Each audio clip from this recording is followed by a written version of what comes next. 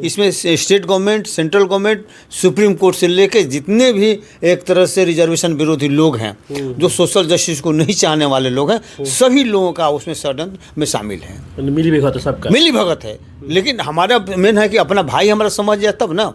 तो लेकिन जिस दिन शेड्यूल कास्ट को लोग चीज़ को समझ जाएंगे, जो हमारे भाई जो भ्रम का शिकार है, उनको भ्रमित हैं कि हमको मिल जाएगा, कहाँ से मिल जाएगा भाई? शिक्षा ग्रहण करेगा तब न मिलेगा। तो हम लोगों का लड़ाई ये है कि जो कंटीजेंट प्लान का राशि है, अगर तुम खर्च करो जी, टोटल मतलब क्वालिटी का एजुकेशन देने में प्रखंड स्तर से लेके आप एजुकेशन करिए, मॉडल स्कूल मान लेके बनाइए, आप मान लेके नवोदय विद्यालय की तरह बनाइए, और वहाँ से गरीब बच्चों को जो भी है सबको फ्री में एजुकेशन दीजिए, आर्थिक स्थिति को मजबूत करिए, सबका प्रतिनिधित्व होने लगेगा। तो ये मान ले कि सरकार करना चाहिए था, ये सरकार नहीं कर रही है, और कोर्ट को ये आदेश देना चाहिए था, लेकिन ये आदेश नहीं देके वर्गीकरण का आदेश दे दिया, जिसके चलते समाज में अफरा तफरी मचा हुआ है। और वो तो है ही, और समझ के रिजर्वेशन पर खतरा पैदा हो गया है, सोशल जस्टिस पर खतरा पैदा हो गया है, और संविधान का जो उद्देश्य है, आरक्षण का उद्देश्य है, उसको ख़त्म मान लीजिए करने के लिए सभी लोग उतारू मान लीजिए। ये वजह दोस्तों, इस देश का जो सर्वोच्च न्यायालय है, सुप्रीम कोर्ट ने दलितों के आरक्षण पे बड़ा हमला बोला था 1 अगस्त को, लेकिन उस आरक्षण हमले के बाद इस देश के जितने भी दलित नेता हैं, चाहे वो चिराग पासवान हो गए, बहन कुमारी मायावती जी हो या चंद्रशेखर आज़ाद जी हो, तमाम जो दलित नेता थे, सारे नेता एकजुट हो गए थे, और इन्होंने 21 अगस्त को भारत बंद का ऐलान भी किया था। चक्का जाम भी हुआ था, जो बंदी था वो सफल भी हुआ था। लेकिन दलित संगठनों के द्वारा सुप्रीम कोर्ट में याचिका दायर किया गया था जो उप वर्गीकरण के लेकर, लेकिन सुप्रीम कोर्ट ने उस वर्गीकरण को निरस्त कर दिया है, कह दिया है कि इस पर हम बातचीत करने के लिए तैयार नहीं है। बसपा के बड़े नेता हैं जो पासवान समाज में बड़े अपना पैठ भी बना कर रखे हुए हैं, इनका नाम है हरकिशोर कुमार पासवान जी। इसी मुद्दे पर बात करेंगे। आप देखिए, स्वाभाविक है कि जो 7 जज बेंच का फैसला है उप वर्गीकरण कराने के लिए अलाउ करता है, स्टेट को पावर देता है, ठीक है, और फिर पुनर्विचार के लिए उसके यहाँ लोग गए थे, तो यही किया कि अपने जो डिसीजन को पलटने के लिए तैयार नहीं हुआ, मतलब पुनर्विचार करने से मना कर दिया। अच्छा। ठीक है, तो उन्होंने अपना काम किया। लेकिन अब सवाल ये होता है कि भाई शेड्यूल कास्ट में, शेड्यूल ट्राइब्स में वर्गीकरण क्यों होगा, क्या आधार मान लीजिए। अब जैसे शेड्यूल कास्ट को ले लीजिए कि शेड्यूल कास्ट में अनटचेबिलिटी के अलावे दूसरा कोई आधार है क्या? है? अनटचेबिलिटी सिर्फ एक ऐसा आधार है जिसके आधार पर शेड्यूल कास्ट का सूची है जी, और अनटचेबिलिटी को ये बांटा नहीं जा सकता। अनटचेबिलिटी को किसके साथ कम, किसके साथ ज़्यादा अनटचेबिलिटी हुआ, ऐसा कोई पैमाना नहीं हो सकता। कोई नहीं हो कह सकता है कि फलाना जाति के साथ 70% अनटचेबिलिटी हुआ है, फलाना जाति के साथ 20% अनटचेबिलिटी हुआ है, 10% हुआ है। तो इसीलिए संविधान में भी बाबा साहब ने कहीं वर्गीकरण का प्रावधान किया ही नहीं है, बात ही नहीं किया है ही नहीं है। संविधान में कहीं भी उप वर्गीकरण का प्रावधान नहीं है। हाँ, संविधान में एक चीज़ मान लीजिए क्या हुआ है कि शेड्यूल कास्ट के सूची को उसमें परिवर्तन का व्यवस्था है। अच्छा, कि शेड्यूल कास्ट की सूची में अगर हो सकता है कि जब सूची बना हो तो उसमें कोई गलत ढंग से, तरीका से कोई अगर उसमें घुस गया हो और बाद में पता चलता है कि नहीं, वो तो शेड्यूल कास्ट का जो क्राइटेरिया है उसको फुलफिल नहीं करता है, फिर उस लिस्ट में आ गया, तो उसको निकालने का। और मान लीजिए जो हो सकता है कि सूची से कुछ बाहर हो गया हो, छूट गया हो, वो उसका समझिए कि साक्ष्य वहाँ समय पर नहीं प्रस्तुत किया गया हो, रिकमेंडेशन नहीं आया हो और छूट गया हो, तो उसी के लिए व्यवस्था मान लीजिए किया हुआ था। ठीक है, कि ताकि हाँ, लेकिन उस व्यवस्था को टाइट किया गया था कि आसानी से कोई पॉलिटिकल कारण से, स्टेट कोई पॉलिटिकल कारण से उस सूची को डिस्टर्ब नहीं करे, पॉलिटिकल कारण से। इसीलिए डॉक्टर अम्बेडकर ने व्यवस्था किया कि नहीं, होगा तो पार्लियामेंट से होगा, वो कानून बना के होगा।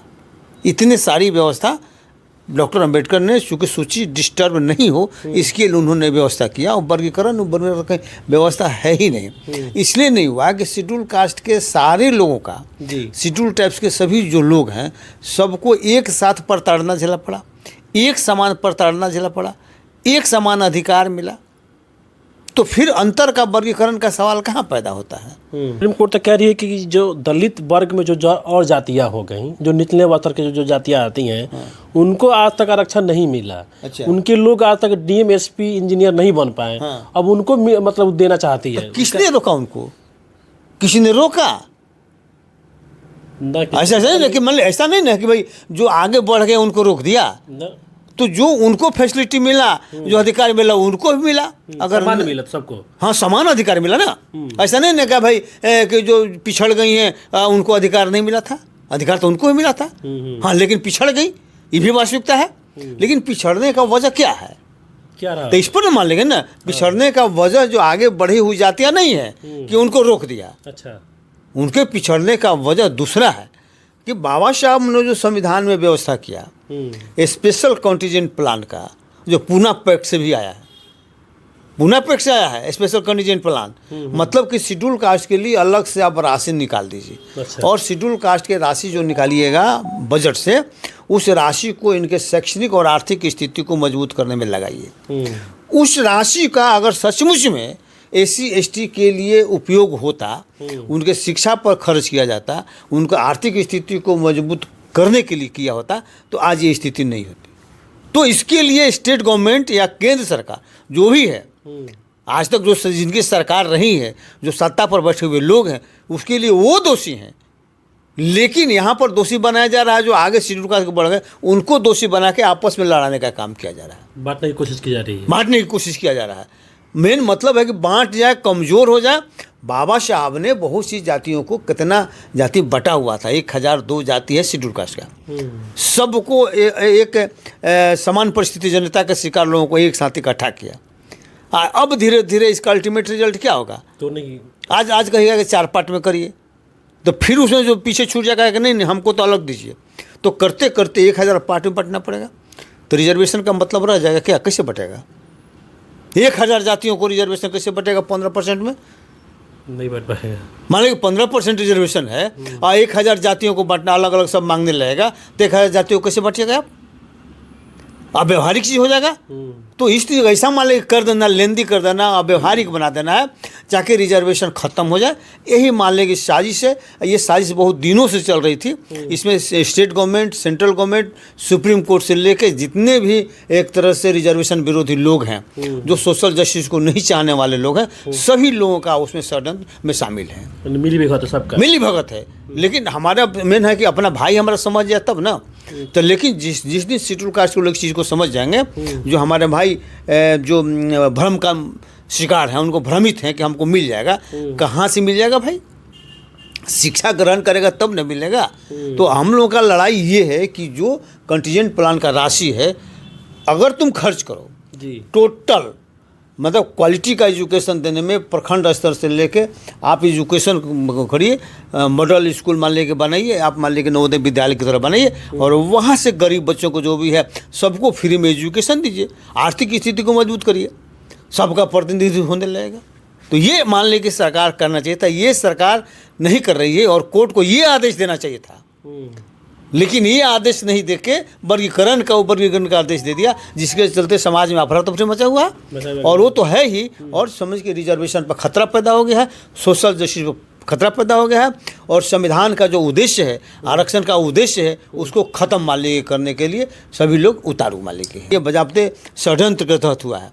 हमारी पार्टी आएगी, जब बहुजन समाज पार्टी इस हम लोगों को बता रहे हैं कि जब डॉक्टर अंबेडकर ने जो संविधान में जो व्यवस्था किया, जो आरक्षण का व्यवस्था किया, जिस उद्देश्य से किया, उस उद्देश्य के पूर्ति हम करेंगे, और उसको पूरा करने के लिए संविधान के अनुरूप आरक्षण को स्थापित करने का काम करेंगे, और ताकि कोई भी आदमी जाए तो समाज का, समझिए कि सक्षम प्रतिनिधित्व करे और निर्णायक प्रतिनिधित्व करे।